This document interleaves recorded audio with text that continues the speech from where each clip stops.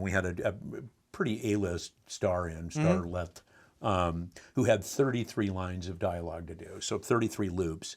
Usually it's just like, hey, where are you going? Or calling from the kitchen, that kind of thing. So they realize for content, it sets up the scene better. Sure.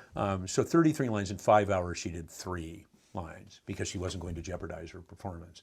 So the poor ADR supervisor would be very calm and, yeah, okay, let's try this. And of course she wouldn't. So he'd, hang on just for a second, and he'd go out in the hallway and just explode, she won't do it. And then he'd come back in and, yeah, let's move to the next loop.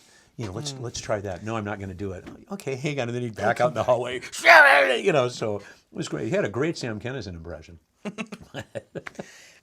find that interesting because people think that a voice actor, because they're in a booth and it's indoors, that it's somehow easier.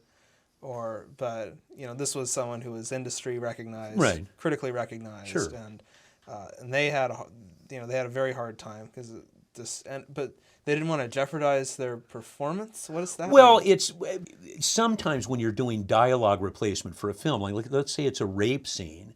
I mean, that can be a very, very intense, kind of a thing. We've done stuff like that where everybody's in tears and because it's such a dynamic, oh my God, kind of a thing. And the actor or actress has to get themselves back in that mode, and that can be difficult.